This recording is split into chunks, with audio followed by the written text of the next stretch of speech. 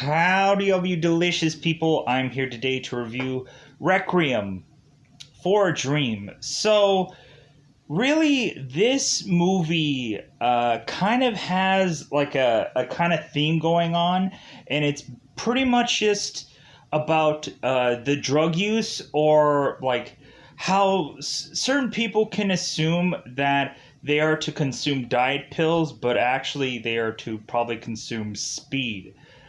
And eventually we get our characters to go down this very dark path or just lose their effing mind.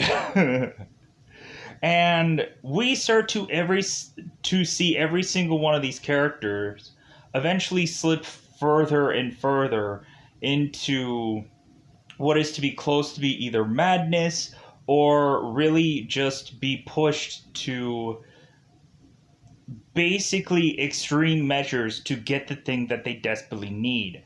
Whether it is money, whether it is drugs, either one usually ends up being the other for this movie. Going into this film, the very beginning of this, we have a son who is stealing a TV from his mother to be able to afford to buy more drugs. And this mother eventually is to tie herself onto this TV to the point of her getting called that quite possibly she is going to be the next contestant on this TV show.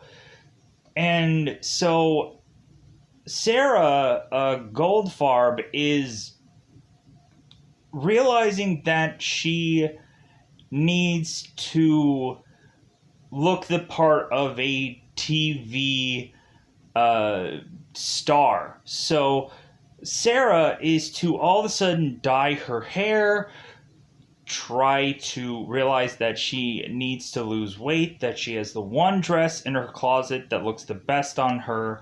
So Sarah goes out of her way to have a friend give her information about where to get diet pills so she can be able to lose weight to look good for TV.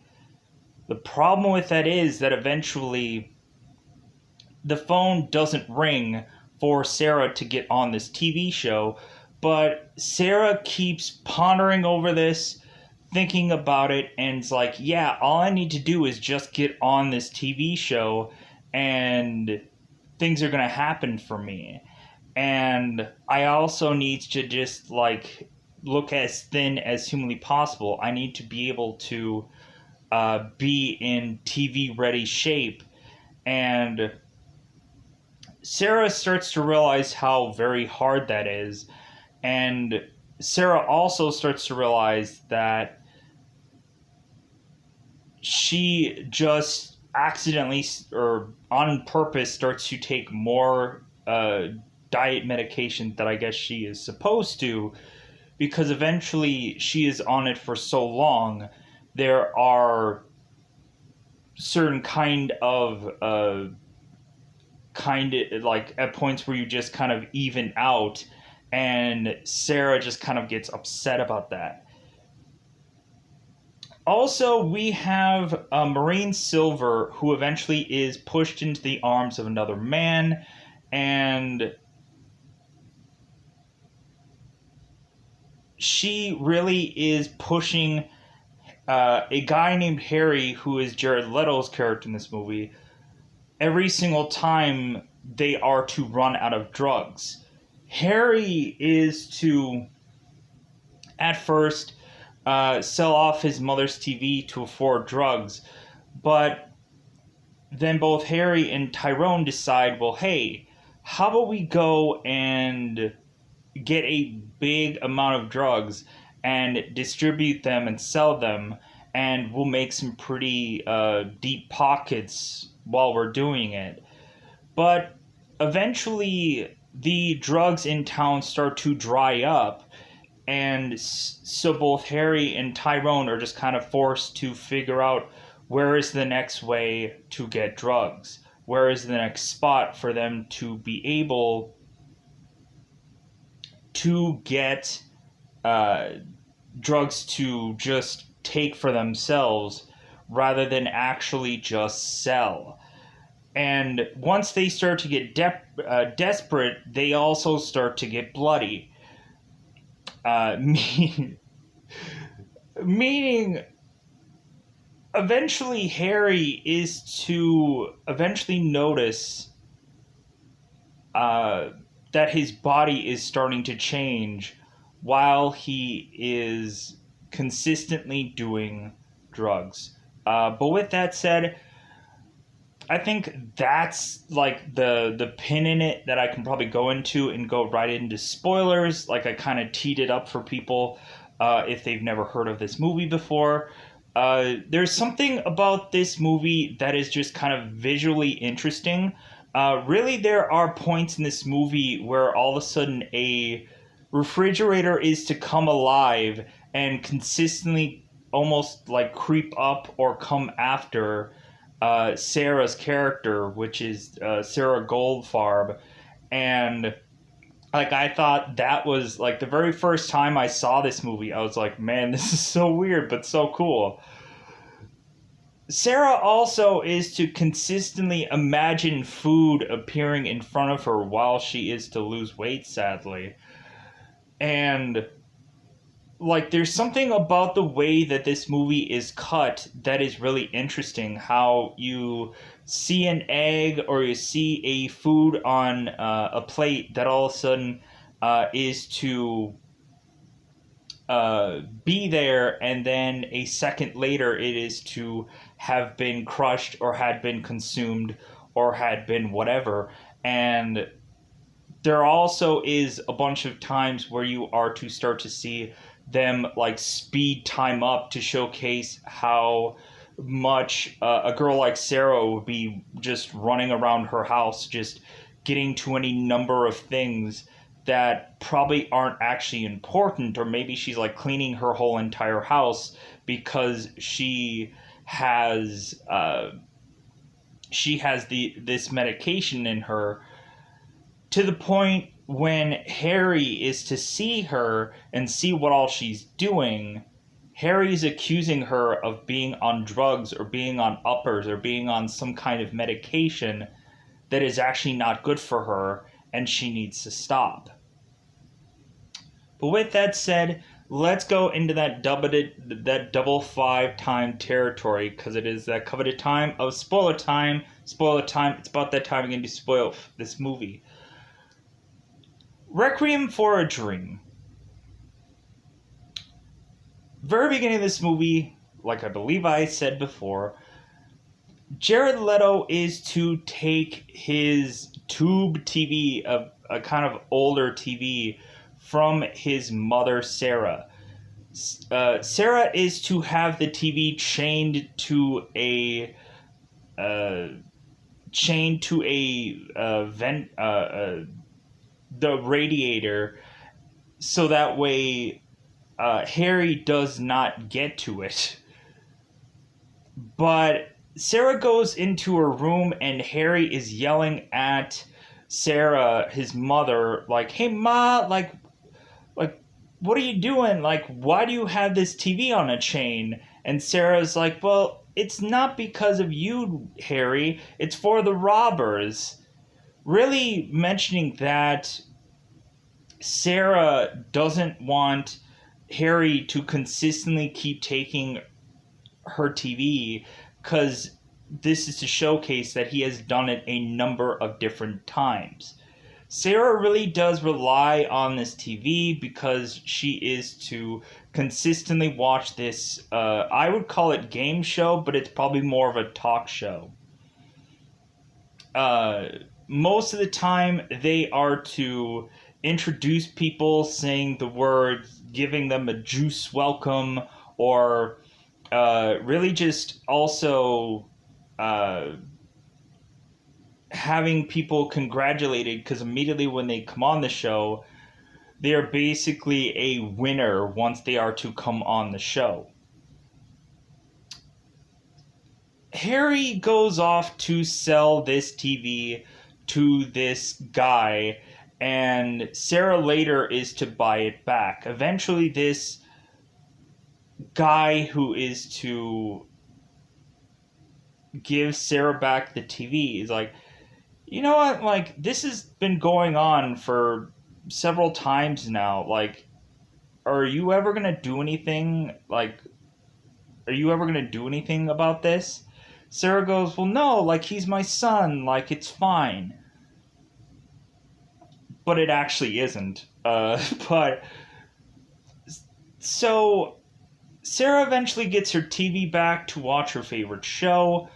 She is to get a call from this show mentioning that she has already won a shot to be on this show, and Sarah's like, "Oh my god!" Like at first she's like, "Well, like what money? Like what money do you want to try to get from me?" And the show is like, "No, it's nothing like that. If anything, uh, like you have won being able to get a shot to be on the show.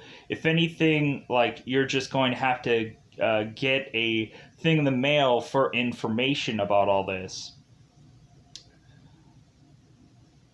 So Sarah is to wait for a thing in the mail to come. Sarah is already picking out and thinking of what she is going to try to look like when she's on the show. Immediately, she goes and wants her friend to dye her hair, which her hair ends up turning out very orange, but then eventually they are to try to re-dye it, and it looks a little bit more red because that's what Sarah wants.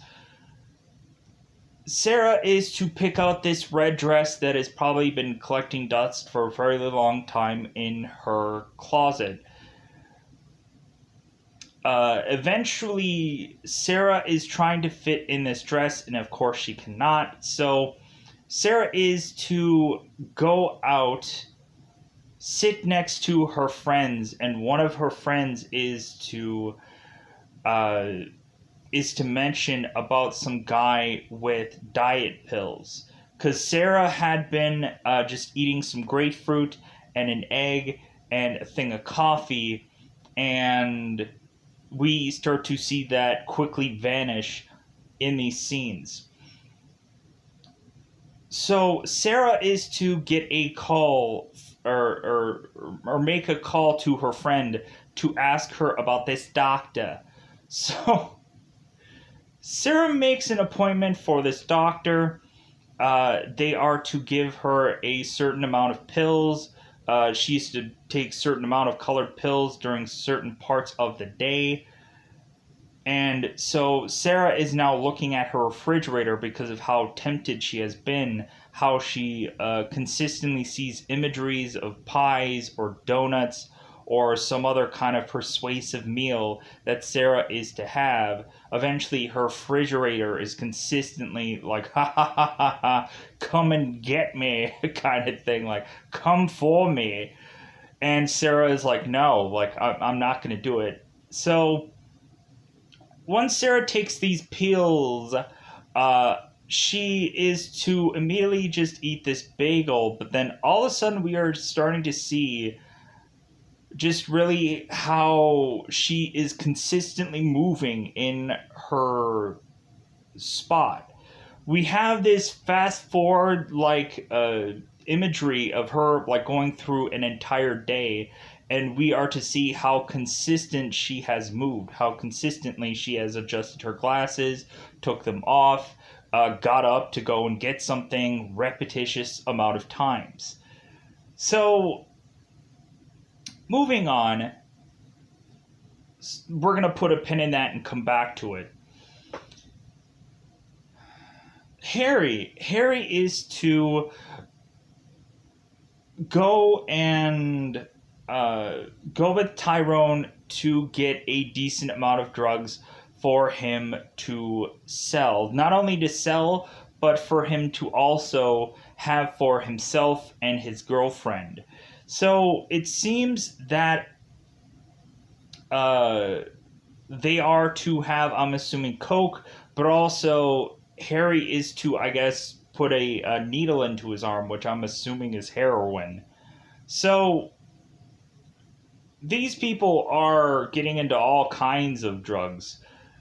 And so Tyrone makes the offer to Harry, man, we should really like distribute this stuff, man, we should really sell this stuff. So they are to go and start selling these things, and both Harry and Tyrone are making a massive amount of money. It seems like things are going well with them. Harry has this idea about, since things are going so well, that he wants to buy a better TV for his mother to make up for all the bad things that he's done. So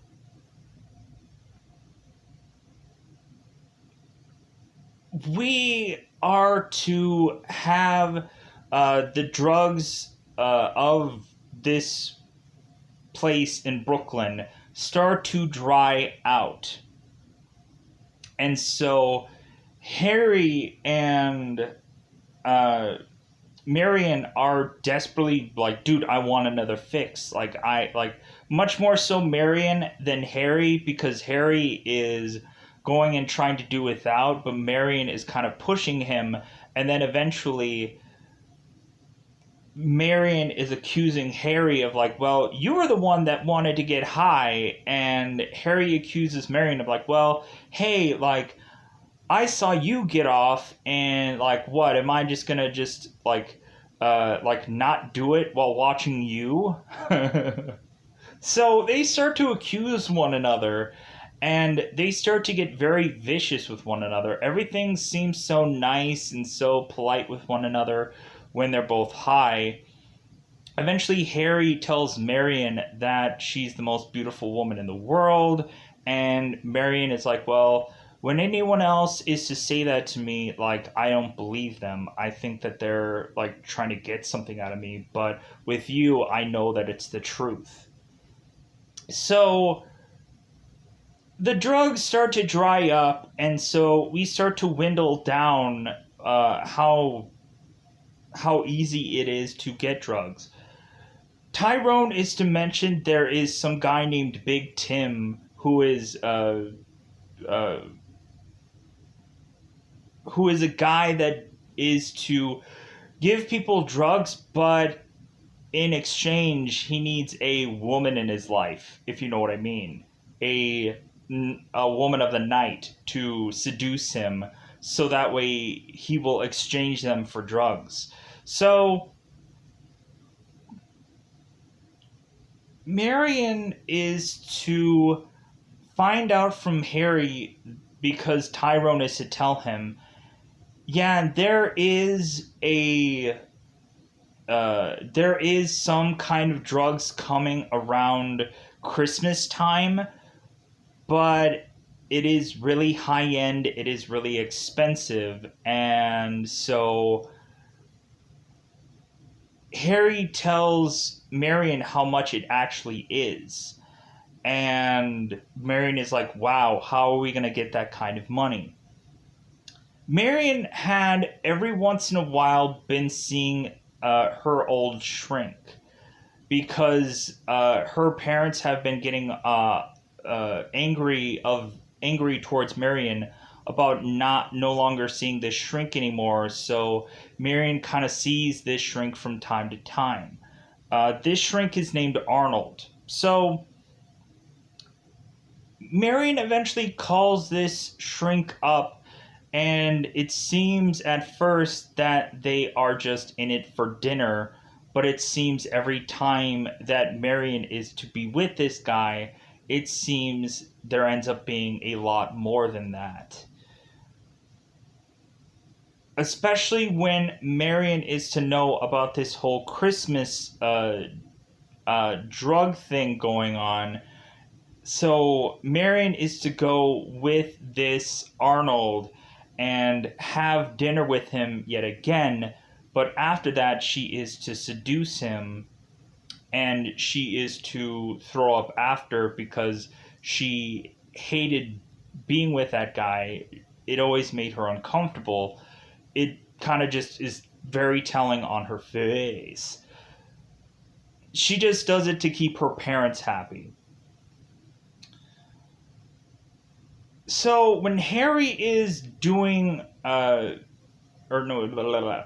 So Marion does this uh Marion sleeps with this therapist, or this man, to go and get the money that Harry needs. So before business was to dry up and Harry was to give Sarah her new TV, for all the bad stuff that had happened, Harry is to mention to Sarah that, hey, yeah, things are going well for me. I have a girl, like, I have a great job, and I'm working in distribution. He's not actually telling her what he actually does. Sarah is hugging him and kissing him, and like, yeah, like, you're doing well finally. So all you need now uh, is a wife and a baby. And Harry's like, yeah, like, let's, like, I have a woman, but like, and so Sarah's like, well, who? And uh Leto is to mention Marion Silver, and Sarah's like, oh, Marion Silver, or Marion Silver, wow, sounds great. But Harry's to also notice how many numerous times his mother is just all over the place. Where she is to go and get a thing of coffee, she is to go and ask Harry about if he wants anything, a muffin, whatever, and Harry's like, no, I don't want anything. Like, I'm fine. And so, like, Harry's mother is just, like, zooming back and forth, and Harry is getting to the point of, like, Ma, you're getting me dizzy. Like, come on, like, just sit down. So it gets to the point where Harry accuses Sarah, like, are you on uppers? Like, are you, like, what are you on? Like, it's like your teeth are chattering. When Sarah is to go and get something and come back, Harry can hear her teeth chattering when she is to move. So Harry is demanding his mother to tell her what she's on, and Sarah is to mention these diet pills, and Harry's like, no, like, don't do those, like, those are awful. Like, and she mentions, well, I'm down 25 pounds, like, don't I look great? And Harry's like, yeah, but that's gonna make you sick. That's gonna, like, you're gonna come, like, dependent on that, and, like, stop doing that. And but Sarah's adamant of, like, well, yeah, but I'm gonna be on the TV, because you don't know about that, do you? Like, yeah, I'm gonna be a contestant on this TV, so, like, I took the diet pills so that way I can look good for TV. Like, don't I look great? So Harry knows that this is just a losing battle, and he's not going to have a hill to die on here. So really, Harry just eventually leaves and lets Sarah continue to do her dieting, and so eventually Sarah is to eventually start to take more than the prescribed pills, because it seems that things have started to even out for her because she's been taking these pills for too long. All of a sudden, we are to have Sarah's fridge start to rumble and rattle and move bizarrely, scaring Sarah every single time. And so Sarah starts taking more pills, and all of a sudden she is to start hallucinating, seeing things out of normal time, either slower or sped up, and she is very confused or baffled about what is going on. Sarah eventually is to get so bad that she is to go and see her doctor, because eventually her entire apartment starts to become a game show where she is to be shoved a camera in her face. All of a sudden, the host of the show and herself in this TV like perspective are kind of going through this woman's house and heckling her about the things that are in her home. And Sarah's like, well, I'm old. Well, I'm by myself. Well, I'm this. Well, I'm that. So, making every excuse in the book of why she is the way she is. All of a sudden, there is just a Congo line just going around and around in her around her seat. So Sarah is completely losing her mind, getting to the point where she sees her doctor, and her doctor just hands her prescription and leaves. This prescription does nothing, and Sarah eventually gets to the point of her desperately going to the TV station that is to film this show and ask them, why haven't you called me? Haven't you gotten my number? Did you lose my card? Like, I want to be on the show. Don't even give me any of the prizes because I want to be on this show.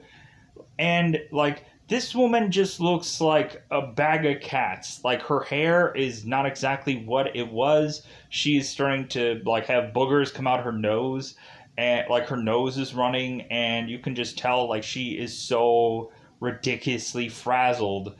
And this woman has no answer for her, so Sarah is to just sit down, and this woman is to explain to her how difficult it is to get on a show. But Sarah is to continue to mention, it's well, I need to be on this show. Don't give me any of the prizes. I just want to, talk about my husband and my Harry and how well everything is going for me.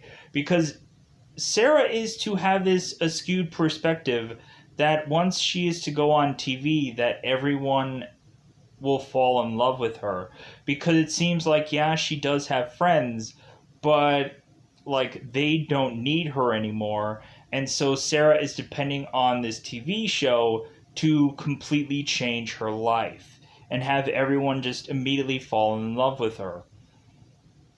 So Sarah eventually has an ambulance or some paramedics that are to pick her up and put her into an ambulance and eventually take her to a hospital to try to reverse what is wrong with Sarah. Sadly enough, the doctor eventually finds that this woman is too far gone to need simple medications, so she is to be put in a mental hospital and eventually have to be force fed by people who work there at the mental hospital. So Sarah eventually is to cut her hair much shorter in this mental hospital and eventually see two of her friends that after seeing her they are to hug one another and cry by how really very much gone Sarah actually is, and that they have basically lost a friend. So Harry and Marion. So Harry and Marion. So Harry eventually is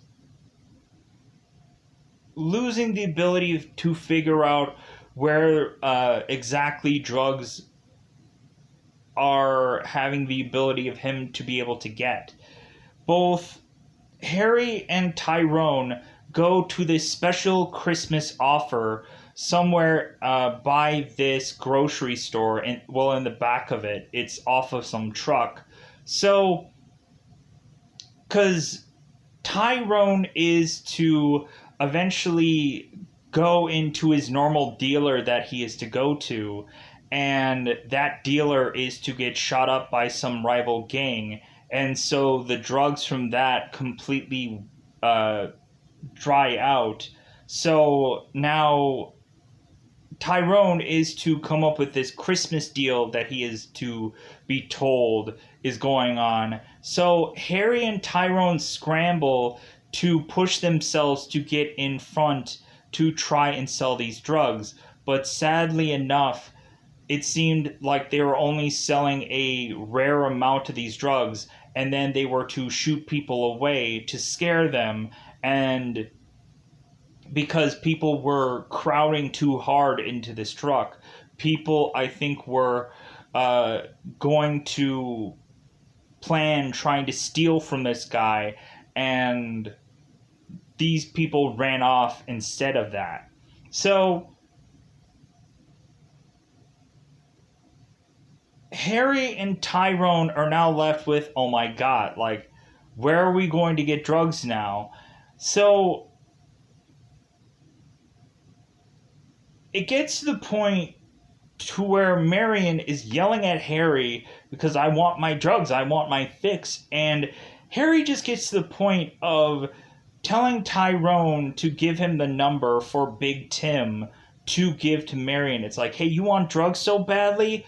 Go and go and find Big Tim, and he will give you, like, he'll give you the drugs. Like, that's like the only option we have in town.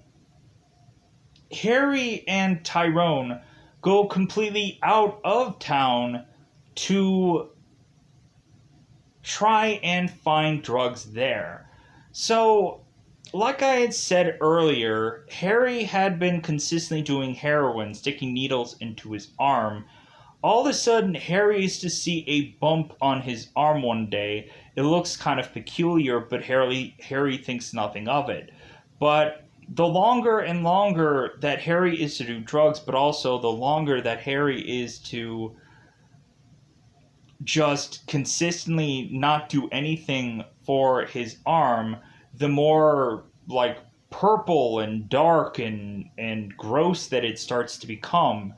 And Harry just eventually keeps like pulling his arm sleeve off in pain because it hurts, and it gets to the point where Tyrone is to see Harry's arm and be like, man, that looks gross. Like, man, you should have a doctor look at that. And Harry's like, yeah, and it hurts like hell. So Harry and Tyrone are traveling to make it to this drug deal, but Harry's arm hurts so bad that he desperately asks for Tyrone to take him to a doctor, and Tyrone does. So Harry is to go to this doctor, and immediately once Harry is to show this doctor his arm, the doctor is to grab any kind of drugs or any kind of stuff that would get this guy high. He grabs it and walks off. And so both Harry and Tyrone are forcibly to be sent to prison, where they are to consistently be asked if they can hear or see, so that way they can go to work, so that way they can go to a prison workplace. And so we have both Tyrone and Harry like really being hit really hard by them not being able to get drugs. So we start to see like Tyrone just heavily just sweating and is just in his bed, just in the fetal position, just trying to weigh off the after effects of these drugs that he had been on. And so Harry is to fall over in this line, and one of the people are to mention, yeah, this guy was complaining about his arm, and so they are to look at it again, and the guy is to send him off to some doctor, because more than likely with how that looks, he's probably going to get dead in a week. Harry goes off to see a doctor, and this doctor is to take care of Harry. By chopping off his arm, because his arm is so infected that it basically just needs to be cut off. So, before Harry was to go to his doctor's appointment, Harry was to call Marion, and Marion was to ask him, like, could you come home? Could you come home now? And Harry's like, yeah, like, I'm coming home. I'll be home. And both of them are in tears. Marion is also in tears by the life that she is now forced to lead, to the point where she is in a bath, kind of sticking her head into the water. So, the last thing of Marion is she is hearing no word of Harry being able to get her the drugs that she wants. So Marion goes with Big Tim, and so Big Tim goes and has Marion give him a BJ. And then after that, Big Tim is mentioning, hey, like there's a big offer deal for a special event that we tend to throw here. And Marion is like, well, like, I don't think that I'm interested. And Big Tim is like, well, I'm sure you will be.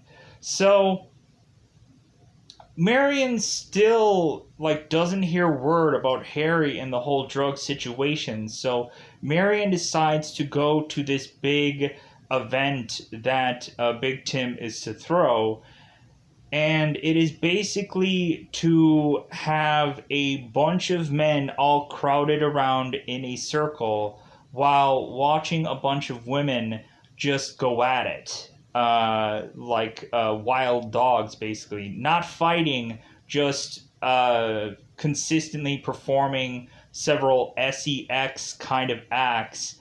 And like we were seeing like flashes consistently of this, and the men that are cheering these women on. So